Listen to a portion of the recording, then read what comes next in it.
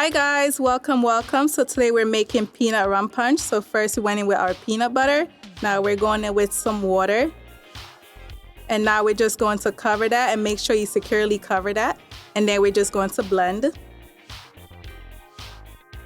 Once that's done, we're adding our other ingredients.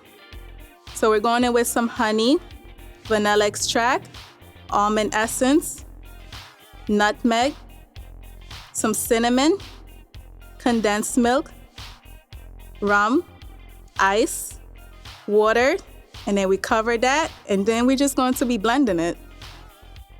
Once that's done, then you can serve this right away or just leave it for later. Definitely share this because it's really good. Don't forget to like, comment, subscribe, and I'll see you in my next video, but definitely try this.